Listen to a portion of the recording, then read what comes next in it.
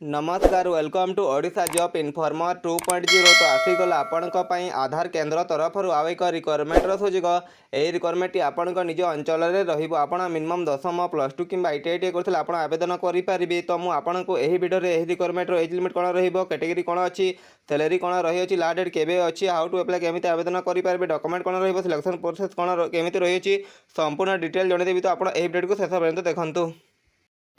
Organisation name देखा गले आपण CSC e governance service India LTD तरफ रही अच्छी पोस्ट नेम आपण आधार सुपरभाइजर पोस्ट अच्छी ऑपरेटर पोस्ट अच्छी और आपण डिस्ट्रिक्ट वाइज यही पोस्ट गुड़िक रही अच्छी टोटाल पोस्ट आपण 252 रही अच्छी क्वालिफिकेशन आपण प्लस टू पास करेंगे ITI करेंगे डिप्लोमा करेंगे आप आवेदन करेंगे।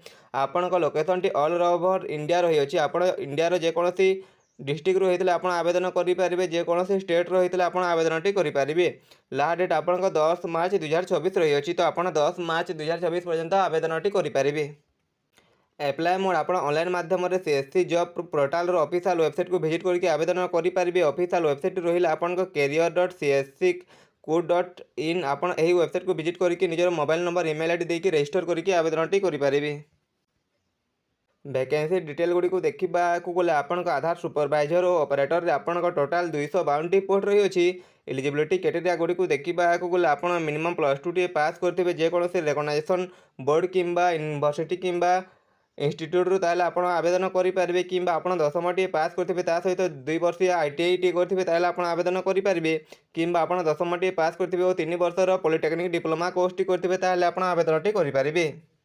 एज लिमिट देखा गले आपण रिक्वायरमेंट रे मिनिमम एज 18 वर्ष रही अच्छी और मैक्सिमम एज आपन 45 वर्ष रही अच्छी। जदि आप ST कि SC होते आपको 5 वर्षर एज रिलैक्सेशन दिज्व OBC होते आपको 3 वर्षर एज रिलैक्सेशन टी दिज्व। इंपोर्टेंट डेट गुड़ी को देखा गले आपण नोटिफिकेशन रिलीज 10 फेब्रुआरी 2024 दिन रिलीज होती और आपण लास्ट डेट रही अच्छी 10 मार्च 2024 तो आप 10 मार्च 2024 पर्यंत आवेदन टी करके सिलेक्शन टी नहीं पारे। और आपण सिलेक्शन प्रोसेस गुड़ी को देखा गले प्रथम आपण मार्क बेसिस आपको सर्ट लिस्टिंग करापर आप डॉक्यूमेंट वेरिफिकेशन हम डॉक्यूमेंट वेरिफिकेशन टी जब आप क्वालिफाई कर इंटरव्यू रही इंटरव्यू टी क्वालिफाई कर सारापर आप फाइनल सिलेक्शन टी पाइपर।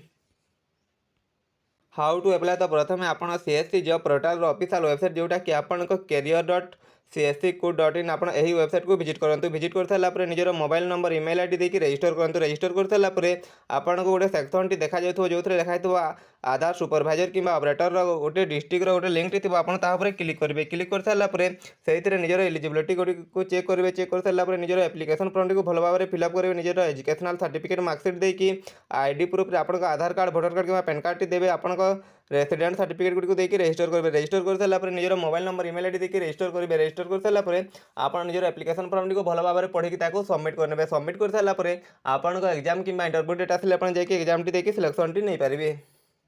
आपन को यही वीडियो रे किसी इनफॉरमेशन मिली तो आप वीडियो को लाइक करके आम चैनल को सब्सक्राइब करदे एमती जॉब रिलेटेड वीडियो देखा।